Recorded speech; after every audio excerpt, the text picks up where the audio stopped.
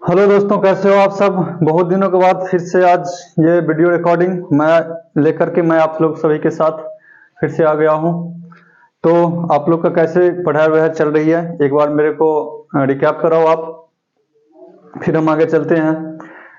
तो अभी तक जो मैंने करा है, अभी तक क्या करा है मैंने, जो भी आपका ऑडियो रिकॉर्डिंग जा रहा था ऑब्जेक्टिव क्वेश्चन का, जो कि प्रीवियस ईयर क्वेश्चन पूछा गया है, उस इसका मैंने ऑब्जेक्टिव अभी तक दे रहा था। ऑब्जेक्टिव क्वेश्चन अकाउंट्स का भी, बीएसटी का भी शायद एक दो गया है, और ईपीएस का और इकोनॉमिक्स का भी आएगा आने वाले दिनों में। तो कैसा लग रहा है आप लोगों को वीडियो को। आज से मैं ये वीडियो रिकॉर्डिंग भी आप लोग का चालू हो जाएगा।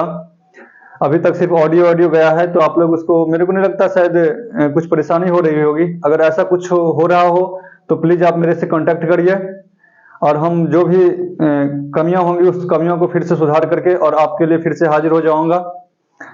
तो इन सब बातों के साथ आज का मैं एक न्यू सेशन चालू कर रहा हूं। बट कुछ उससे पहले अभी का जो सिचुएशन है, उस सिचुएशन के अनुसार आपसे दो लाइन बातें करता हूं, फिर उसके बाद हम अपने फिर से ऑब्जेक्टिव का एक नया क्लास लेकर के आए हुए हैं, तो उसको मैं फिर से कंटिन्यू करूंगा। कहते अंधेरी रातों में चादर ओढ़ के सब देखेंगे ख्वाब। क्या बोला मैंने? अंधेरी रातों में चादर ओढ़ के देखेंगे रातों में ख्वाब, लेकिन तुझे पूरी रात जाग कर पढ़ना होगा, लेकिन तुझे पूरी रात जाग कर पढ़ना होगा। कुछ बड़ा करने का देखा है अगर सपना तूने, कुछ बड़ा करने का देखा है अगर सपना तूने, तुझे दुनिया से नहीं बल्कि अपने आप से लड़ना होगा। तो ऐसा है कुछ सिचुएशन अभी आप लोगों के साथ है। अभी एक महीना 10 दिन या ऐसा कुछ आप लोगों के एग्जाम का है, तो अभी तो वही टाइम है, फिर पूरे रात जाकर पढ़ना होगा। अगर आपने कुछ अपने दिलो दिमाग में अगर कुछ ख्वाब लेकर बैठे हुए हैं, तो आपको पूरे रात जाकर पढ़ना होगा। तो चलते हैं इन्हीं कुछ दो शब्दों के साथ आगे बढ़ते हुए। मैं जो इससे पहले जो भी ऑब्जेक्टिव कराया हूं, अकाउंट्स का मैं भी करवा रहा हूं, तो फिर अकाउंट्स के बारे में कुछ बात करते हैं। तो किस किस चैप्टर का मैंने दे दिया है। एक तो आपका एनपीओ का चला गया है, दूसरा एडमिशन ऑफ पार्टनरशिप, उसके बाद एडमिशन का गुडविल का गुडविल वाला जो पार्टनरशिप में एक चैप्टर है वो भी चला गया है। रेशियो में थोड़ा सा प्रैक्टिकल है, इसलिए मैं उसको लिख करके बनाऊंगा, तो उसको मैं इसके बाद आऊंगा। बाद बाकी रेशियो के बाद जो भी एडमिशन तो हो गया, रिटायरमेंट, डेथ और एक विघटन मतलब पार्टनरशिप फर्म का जो खत्म होता है रियलाइजेशन अकाउंट वाला, तो वो तीन टॉपिक जो भी तीन लेसन है उसका मैं एक साथ ही करवाऊंगा, एक साथ ही ऑब्जेक्टिव सारा करवाऊंगा, क्योंकि इन तीनों चैप्टर से जो है ना वो ऑब्जेक्टिव थोड़ा कम देखने को मिल रहा है। तो मैं सोच रहा हूं कि इन तीनों का अगर एक वीडियो में हो जाए तो वो ठीक है, नहीं तो फिर और भी एक वीडियो लगे तो मैं उस हिसाब से आपको करवाने जा रहा हूं। तो बिना कुछ देरी किए मैं अपने इसी फोकस पे आ रहा हूं कि अगला क्वेश्चन कौन सी होगी। तो 2023 का ये क्वेश्चन है, 2023 का क्वेश्चन है, जो इससे पिछले बार जो अभी पूछा गया है जस्ट इसके बाद आप लोग ही एग्जाम में बैठोगे। तो उसमें एक क्वेश्चन दिया हुआ है, वसूली खाता क्या है। वसूली खाता या मत चलो रियलाइजेशन अकाउंट खाता है। तो व्यक्तिगत खाता, नाम मात्र खाता, वास्तविक खाता और इनमें से कोई नहीं। तो वसूली खाता कौन सी खाता है? वसूली खाता कौन सी खाता है? तो आप नाम मात्र खाता, व्यक्तिगत खाता किसको बोलोगे आप? व्यक्तिगत खाता किसको बोलोगे? जो किसी पर्सन प्लेस इस टाइप से होता है तो उसको व्यक्तिगत खाता बोलोगे। उसके बाद वास्तविक खाता तो एसेट लायबिलिटीज का होता है, बट ये तो उस टाइप का भी नहीं है, तो कौन सी खाता होगी? नाम मात्र खाता।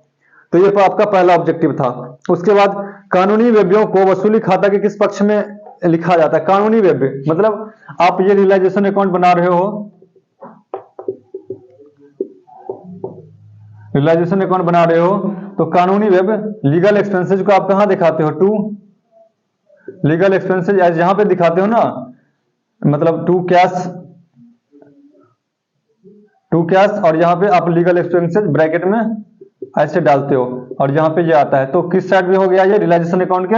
ये डेबिट साइड हो गया ना, और ये क्रेडिट साइड, ये पर्टिकुलर होता है। ऐसा ही कुछ बनाते हैं, आपको शायद याद आ रहा होगा, ये ऐसा ही कुछ बनता है। तो ये डेबिट साइड हो गया और ये क्रेडिट साइड हो गया। तो क्या बोला ये? वसूली कानूनी व्ययों को वसूली खाता किस पक्ष में दिखाते हैं, तो इसका आंसर क्या हो जाएगा, डेबिट पक्ष में। अब आगे चलते हैं, वसूली खाता के लाभ हानि को साझेदारों में बांटा जाता है। वसूली खाता के लाभ हानि मतलब इससे जो भी प्रॉफिट या लॉस होता है तो उसको हम कहां पे दिखाते हैं, अगर इस साइड बड़ा हो गया तो ये प्रॉफिट हो जाएगा, इस साइड बड़ा हो गया तो ये लॉस हो जाएगा। तो वसूली खाता के लाभ हानि को साझेदारों में बांटा जाता है। किस अनुपात में बांटते हैं हम, तो नॉर्मल केस में कहता है बराबर अनुपात में। तो बराबर अनुपात में कब बांटते हैं, जब रेशियो के बारे में ऐसा कुछ मेंशन ना हो तो हम क्या करते हैं, बराबर अनुपात में बांट देते हैं। बट अगर ऐसा कुछ हो तो फिर उस अनुपात में बांटते हैं। तो इसमें क्या सब ऑप्शन दिया हुआ है, कहता है बराबर अनुपात में, पूंजी अनुपात में, लाभ हानि अनुपात में और इनमें से कोई नहीं। तो क्या होगा इसमें, बराबर अनुपात में होगा नहीं, पूंजी अनुपात में भी नहीं होगा, और तो बचा क्या, लाभ हानि अनुपात। तो इसमें लाभ हानि अनुपात होगा। उसके बाद अगला क्वेश्चन है, फर्म के विघटन पर बैंक अधिविकर्ष को करेंगे हस्तांतरित करेंगे। फर्म के विघटन पर बैंक अधिविकर्ष को हस्तांतरित करेंगे। तो फर्म के अधिविकर्ष पर यह क्या होता है, आपका ये बैलेंस शीट दिया हुआ है, ये आपका बैलेंस शीट दिया हुआ है, और बैंक अधिविकर्ष तो इस साइड होगा, क्रेडिट साइड में मतलब लायबिलिटी साइड में आपका बैंक अधिविकर्ष होगा। ये आपका अमाउंट का, ये एसेट का, और ये फिर अमाउंट। तो यहां पे होगा बैंक ओडी, ओडी मतलब बैंक ओवरड्राफ्ट, ये होगा। तो ये यहां पे होता है, तो इसको हम किस साइड लेकर चले जाते हैं, बैंक अधिविकर्ष को कहां पे लेकर जाएंगे, रोकड़ खाता में लेकर जाएंगे, बैंक खाता में लेकर जाएंगे, वसूली खाता में लेकर जाएंगे, या साझेदार के पूंजी खाता में लेकर जाएंगे। तो कौन सी होगी इसमें, आप बताओ मेरे को, तो कौन सी होगी, बैंक अधिविकर्ष को यहाँ पे लायबिलिटीज को कहां किस में ले जाते हैं, रियलाइजेशन अकाउंट में, फिर एसेट को कहां पे ले जाते हैं, रियलाइजेशन अकाउंट में। तो ये बैंक ओडी को भी हम कहां पे लेकर चले जाएंगे, रियलाइजेशन अकाउंट में। तो ठीक है, इसका option number C, realization account. ठीक है, कहता है फर्म के विघटन पर साझेदारों के ऋण खाते को हस्तांतरित करेंगे। फर्म के विघटन पर साझेदार का अगर ऋण खाता है तो उसको कहां पे हस्तांतरित करेंगे, मतलब पार्टनर का लोन है तो उसको कहां पे हस्तांतरित करेंगे। तो इसका ऑप्शन नंबर आपके पास दिया हुआ है, वसूली खाते में हस्तांतरित करेंगे, साझेदारों के पूंजी खाते में हस्तांतरित करेंगे, साझेदारों के चालू खाते में हस्तांतरित करेंगे, और इनमें से कोई नहीं। तो वसूली खाता में तो अगर पार्टनर लोन अकाउंट है, पार्टनर लोन अकाउंट में कहां के अलग, पार्टनर लोन का अगर बैलेंस दिया हुआ है बैलेंस शीट में इस साइड, तो हम उसको कहां पे ले जाएंगे, उसका अलग से अकाउंट खोलेंगे, पार्टनर लोन अकाउंट। ऐसे यहां पे एक अलग से अकाउंट खोलेंगे,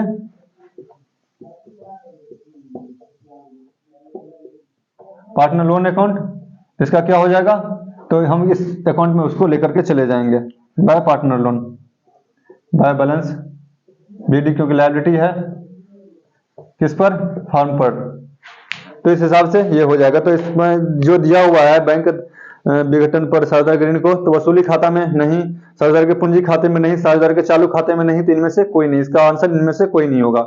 ठीक है, चलते हैं। अगला क्वेश्चन है, फर्म के विघटन पर वसूली खाते की हानि को किस खाते में डेबिट किया जाता है। फर्म के विघटन पर वसूली खाता में अगर कोई लॉस होती है उसको किस खाते में डेबिट किया जाता है, तो किस खाते में डेबिट करेंगे। अगर यहाँ पे ये प्रॉफिट या लॉस आया, ये मान के चलो रियलाइजेशन अकाउंट है ना, ये यहाँ पे मेरे को लॉस आ रहा है, या यहाँ पे मेरे को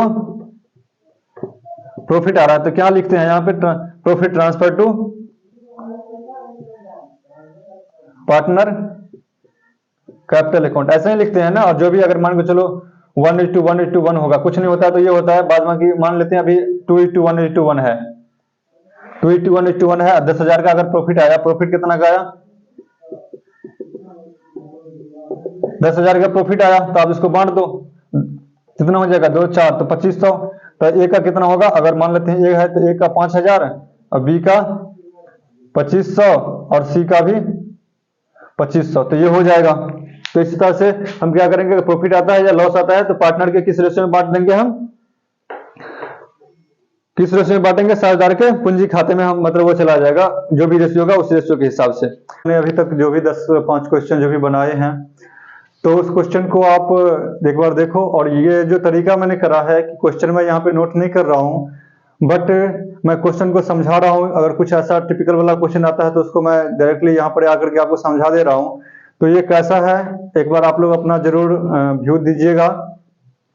उस हिसाब से अगर कुछ कमियां होगी आप लोगों को, या और भी आपको कुछ भी चाहिए, तो हम उस चीज को लेकर के करेंगे आगे। उस बात को, आपके जो भी कमियां होंगी उसको मैं माइंड में लेकर के आगे से वो सारा काम मैं करूंगा। और आगे भी बहुत सारी वीडियो गई है, ये पहला वीडियो मैं इसका डाल रहा हूँ, ऑब्जेक्टिव का जो वीडियो डाल रहा हूँ, बट इससे पहले जो भी गई है ऑडियो में गई है। तो आप लोग एक बार देखो वीडियो को और अपने दोस्तों को भी बताइए, और फिर चलते हैं आगे। और कोई भी तरह की प्रॉब्लम हो, मान के चलिए अगर आपको कोई पीडीएफ चाहिए इसके रिगार्डिंग या कुछ भी, वैसे तो मेरे को नहीं लगता कि पीडीएफ चाहिए। आप मेरे साथ साथ इसको, आप यूट्यूब पर ये वीडियो रहेगा, आप मेरे साथ साथ इसको करते चलो। और फिर भी अगर आपको लगे कि पीडीएफ चाहिए तो आप मेरे से कांटेक्ट करो। मेरा